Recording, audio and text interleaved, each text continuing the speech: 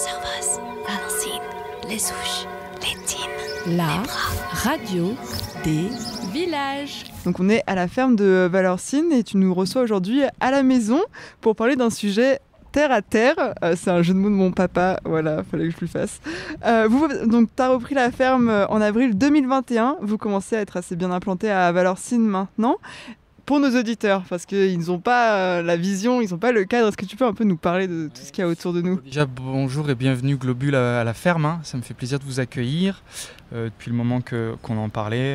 Voilà. En plus on a un petit créneau de beau temps, donc on a pu se mettre dehors dans la cour, profitons-en. Donc oui, nous on a attaqué à reprendre cette ferme, donc c'est pas une ferme familiale, hein, nos prédécesseurs étaient plutôt proches de la retraite et ont voulu arrêter leur activité. Et donc nous on a repris en avril 2021 et donc là on attaque notre 4e été sur le village. Et avant ça, donc, on venait des Aravis, on était donc salariés agricoles, hein, on travaillait dans différentes fermes, plutôt dans les Aravis, autant en alpage que l'hiver en bas dans des fermes. On a travaillé autant dans des brebis que dans des vaches, dans du fromage, voilà. On a quand même un peu touché à tout. C'est aussi grâce à ça qu'on s'est plutôt pas mal formé, notamment pour Mélissa. Elle est tombée sur des très bonnes personnes qui ont pu la former sur la fabrication des fromages, notamment dans les Aravis, le reblochon. C'est aussi pour ça qu'aujourd'hui, on a réussi à faire notre petit fromage un peu typique de chez nous, le Valençay. Et on parlait de la ferme. Là, on est assis dans la basse-cour, on va dire. Ouais. Est-ce que tu peux un peu nous décrire ce qu'il y a autour de nous ? Là, il y a la boutique qui est juste à 2 pas, une petite boutique où on voit des fromages. Là, derrière nous, c'est une table. On a l'écurie, ouais. Alors l'écurie pour la Haute-Savoie, sinon les tables pour le reste de la France. Ouais, je viens du reste de la France. Mais on dira les tables, tout le monde pourra bien comprendre. Donc ouais, on a les tables qui est juste là à côté, où les vaches hivernent et restent là l'hiver. On les sort quand même de temps en temps pour qu'elles puissent se dégourdir. Et dans notre dos de l'autre côté, on a la grange, là où je stocke le foin pour l'hiver, quoi. Et les petites poules qui nous ont accueillis. Et voilà, on est au milieu des poules, on a les veaux un peu plus loin, on a les chiens qui nous regardent aussi. Voilà, quoi, on est à la ferme. On a un sacré public. Ouais, c'est ça. Et vous parliez du coup de vos vaches victoriens. C'est une espèce particulière des brunes des Alpes. Pourquoi tu as choisi avec Mélissa cette espèce ? Pourquoi vous travaillez avec cette espèce ? Ouais, alors donc la brune des Alpes, moi c'est une race que j'apprécie particulièrement pour plein de choses. On la retrouve pas trop, c'est vrai, dans le département, puisqu'elle n'est pas autorisée, par exemple, dans les AOP, comme le reblochon, le Beaufort, l'Abondance. Hein, donc c'est pour ça que beaucoup d'agriculteurs font le pari de faire des AOP, ce qui est très bien. Hein, et du coup, on reste avec des Tarines, des Abondances, tout ça. Et nous, on voulait un petit peu sortir, se démarquer. Et c'est une race qui est bien adaptée à la montagne. Elle est bien adaptée à la montagne. Elle n'est pas très connue. Et en plus de ça, elle est aussi, elle fait des taux de matière grasse, un lait qui est très riche, très gras. Et nous, ça nous intéresse. Hein. On n'est pas du tout dans un système de production intensive, industrielle. Nous, notre objectif, c'est vraiment d'avoir un lait de qualité, un lait riche, un lait gras, pour vraiment faire des bons fromages, quoi. Donc la brune, elle correspond tout à fait à nos attentes. Et puis en plus de ça, elles ont un caractère vraiment docile. Hein. C'est des petits toutous. On les appelle comme ça au milieu du pré. Elles viennent nous voir, on les caresse. Elles sont vraiment, vraiment géniales, quoi. Tu nous parlais tout à l'heure de ton fromage le Valençay que vous produisez ici. Est-ce que tu peux un peu plus nous expliquer, tu mentionnais le reblochon. Ouais. Si je ne me trompe pas, du coup, il est fabriqué un peu comme le reblochon de Valençay. Ouais, alors en fait, pour l'histoire du Valençay, c'est la même fabrication, le même procédé, le même affinage qu'un reblochon. Et à la seule différence en fait qu'on ne peut pas donc l'appeler reblochon, tout simplement pour la race des vaches. Vu qu'on a des brunes des Alpes, on ne peut pas l'appeler reblochon. On ne rentre pas dans le cahier des charges du reblochon. Voilà, le reblochon, il y a une zone de pâturage, une zone de fauche, etc. Une race de vache, plusieurs races de vaches, hein, la Tarine, l'Abondance, etc. Et Valenciennes est encore dans la zone pour faire le reblochon. Hein, il faut savoir, on est le dernier village. Et donc on aurait pu faire le pari de dire allez, on prend des Abondances et on fait du reblochon un peu comme tout le monde. Et puis voilà, on a décidé donc de ne pas rentrer dans les AOP, mais plutôt de préférer d'avoir le label agriculture biologique, qui est plus contraignant et qui correspond avec notre vision des choses et nos valeurs, et notamment sur le volet bien-être animal et la santé et le produit qualitatif en fait qu'on commercialise, quoi. Et on parle du Valorcin, mais tu proposes aussi d'autres fromages, notamment la raclette. Rien que d'en parler, ça me met l'eau à la bouche, ce fromage. Est-ce que tu peux nous en parler un peu, parce que c'est aussi spécifique à la ferme de Valorcine. C'est vrai que notre raclette, elle est atypique parce que alors on a modifié un petit peu quelques aspects dans la fabrication. On a fait vraiment notre propre recette, encore une fois. Et du coup, c'est pour ça que, en fait, c'est pas tout à fait une raclette qu'on met sur le poêlon et qu'on fait fondre. On peut autant la manger crue en apéritif, en fin de repas, avec un bon petit verre de vin. Et après, bien sûr, on peut cuisiner avec ou faire une raclette. Mais elle peut autant se manger crue que fondue, quoi.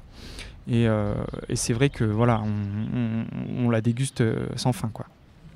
On peut même louer des appareils à raclette dans votre boutique. Oui, voilà, pour ceux qui ont des fois des locations et sur leur location ils n'ont pas d'appareil à raclette, ils sont en rade, dernière minute ils passent ici prendre des fromages et on leur prête même avec grand plaisir l'appareil, quoi, comme ça, voilà. On parle souvent de surtourisme dans la vallée de Chamonix. À Valorcine aussi, on en parle de plus en plus, surtout notamment l'été avec des grands événements, le marathon du Mont Blanc, l'UTMB, etc. Est-ce que ça a un impact, toi et avec Mélissa, sur votre activité, sur le pâturage des bêtes, etc. Alors oui, c'est difficile à concilier, on ne peut pas pousser les murs, enfin autrement dit on ne peut pas pousser les montagnes, on ne peut pas pousser les prés. C'est vrai que des événements comme l'UTMB, le marathon du Mont Blanc, je ne sais pas trop si c'est adapté au village. Et nous, sur notre activité propre, d'année en année, on essaie de concilier les choses avec le marathon du Mont Blanc pour qu'ils orientent et qu'il n'ait pas le moins d'impact possible sur notre activité. Mais bon, ça nécessite des rendez-vous, de la préparation, du préparatif. Et cette année, je dirais même que ça s'est plutôt bien passé. Voilà, mais c'est vrai que c'est compliqué, quoi. Nous, c'est du travail en plus, et pour eux aussi, finalement. Donc voilà, je ne suis pas sûr que ce soit tout à fait des événements qui soient adaptés à notre métier, quoi. L'agriculture en Haute-Savoie, c'est une histoire et un patrimoine particulier. Vous êtes les derniers éleveurs à Valorcine. Est-ce que vous avez l'impression un peu de perpétuer une sorte de tradition qui pourrait se perdre, voire qui est en danger dans la vallée ? Oui, c'est sûr que y a toujours la crise du foncier, le tourisme, toute cette activité qui génère un certain budget. Et comme on le disait précédemment, est-ce que ces deux choses-là, l'agriculture et le tourisme plutôt de masse, sont compatibles ? C'est vrai qu'il y a certains moments dans l'année où j'en doute, personnellement. C'est vrai que c'est pas facile. Après, c'est vrai que la Haute-Savoie en général, avec ses fromages, les AOP, tout ça, a réussi à défendre son bout de gras, mettre en avant son patrimoine, ses savoir-faire. Et ça, je trouve ça génial. C'est vrai qu'il y a d'autres pays en France où ça s'est peut-être un peu perdu. Il y a d'autres régions où, à l'inverse, ça s'est très bien mis en avant. On peut penser aussi au Comté, au Jura, où c'est vraiment... c'est instauré, c'est génial de voir ça. Donc voilà, après, faut réussir à jongler entre toutes ces choses-là. Mais comme dans plein de corps de métier, pas que l'agriculture, pas que le tourisme... dans le corps de métier du bâtiment, l'électricien, le plombier, la vie en général, quoi. Oui, mais aussi comme tu le mentionnes, la Haute-Savoie a un peu réussi à se garder, justement, notamment grâce à ces choses d'AOP et de patrimoine particulier, là où d'autres agriculteurs en France sont confrontés à être sur le marché européen. Ouais. Et il y a cette histoire-là de la production qu'on fait, quoi, qui est... Ouais, c'est vrai que dans beaucoup d'autres régions en France, les paysans sont un peu pieds et poings liés avec les industriels.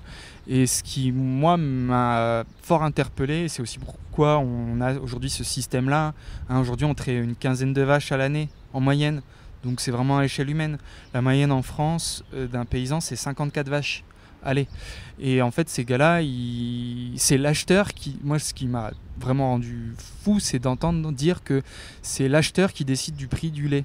Et ils sont payés entre 35 et 40 centimes du litre de lait. Donc, et puis après, qu'est-ce qui se passe pour ces autres agriculteurs-là ? C'est la course à l'armement. On est obligé de racheter d'autres vaches, on est obligé de racheter un nouveau tracteur, on est obligé de faire des prêts. Et de faire des prêts, etc. etc. Et donc, du coup, c'est un cercle vicieux qui est très dangereux. Et puis, quand on refait une comparaison avec la Haute-Savoie, on reste quand même sur des fermes à échelle humaine. Hein.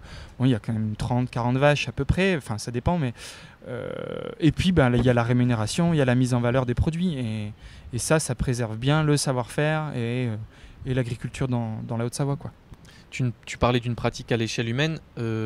Toi et Mélissa, si je ne me trompe pas, vous faites quasiment exclusivement de la vente directe, ou est-ce que vous travaillez avec des supermarchés, des choses comme ça? Et alors, oui, en fait, vu qu'on a que 15 vaches et qu'on est une petite production, donc tout le lait qui est produit sur la ferme, on le transforme directement dans le mur qui est derrière nous, on ne le voit pas, mais la fromagerie. À côté de la fromagerie, on a nos propres caves d'affinage, hein, donc on affine tous nos fromages nous-mêmes. Et juste à côté, donc le petit magasin. Donc on vend sur le magasin ici, on vend sur le marché à Chamonix, on fait d'autres petits marchés en saison, Valorcine et puis Argentière. Et puis sinon, après, on a aussi l'avantage et même la chance, l'opportunité de travailler avec des super restaurants à Chamonix, comme l'Hôtel du Mont Blanc, l'Albert Ier, voilà, c'est deux belles boutiques quand même, hein, deux belles adresses. Et donc on met pas tous les œufs dans le même panier, on travaille pas avec un industriel du tout, hein, on vend toute notre production en direct. Il y a un seul petit supermarché, mais pour ceux qui le connaissent, en effet, c'est le petit Supérieur Argentière, hein, c'est un petit supermarché local, on va dire, mais avec lequel on travaille. Sinon, après, on travaille que avec des restaurateurs ou tout en direct. Vous êtes deux sur la ferme, toi avec Mélissa, mais vous n'êtes pas que tous les deux justement, parce qu'on avait croisé d'autres personnes ce matin. Ouais, on a donc depuis peu réussi à embaucher quelqu'un pour se soulager, répartir mieux le temps de travail et puis essayer pourquoi pas de prendre un petit peu de temps libre. Et moi, alors j'en profite pour rebondir sur ça. Depuis peu, j'ai une nouvelle casquette, on va dire. Je suis dans le cursus pour être accompagnateur en montagne. Et cet été, je vais donc mettre en place des petites visites rando à la ferme, toutes les après-midi. Voilà, et donc du coup, c'est vrai qu'il faut que je me dégage un petit peu de temps pour que je puisse en profiter pour aller me balader dans les prés avec des clients. Voilà.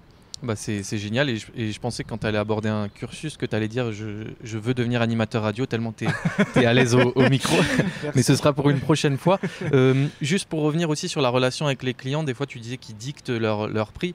Vous, du coup, vous avez une relation totalement différente avec les clients, notamment grâce à la vente directe. C'est important pour toi de pouvoir leur parler directement de cette ferme, de ce que tu fais, comme tu viens de nous dire, avec ta propre cave d'affinage, etc. Ouais, parce que en fait, nous, cette ferme, c'était un ensemble autant sur le bien-être animal des vaches, la qualité de nos produits, mais on voulait aussi aller au bout de la démarche, et on aime ça, on aime papoter avec les gens, on aime les gens, et en fait, vendre en direct, c'est aussi parler de notre vie, parler de la ferme, c'est aussi un peu vendre son produit, quoi, mais expliquer le pourquoi du comment. Il y a pourquoi les foins cette année c'est un peu plus tardif, pourquoi le fromage il est comme ça, pourquoi, et on crée une relation, quoi. Et en fait, c'est juste être humain et rencontrer les gens et tout ça. On rencontre plein de gens. Moi, sur le marché, j'avais jamais fait les marchés avant.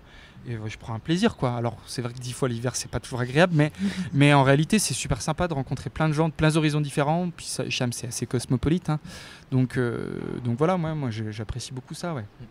Et pour conclure, peut-être qu'on peut rappeler les horaires de la boutique à la ferme de Valorcine. Ouais, donc on est ouvert du mardi au samedi de 16h30 à 19h, et donc on est le samedi matin au marché à Chamonix, le dimanche matin au marché à Argentière, donc juillet-août, et puis donc le mardi après-midi en doublon à partir de 16h jusqu'à 19h sur le marché à Valorcine, à côté de l'office de tourisme, entre l'office de tourisme et le bar tabac.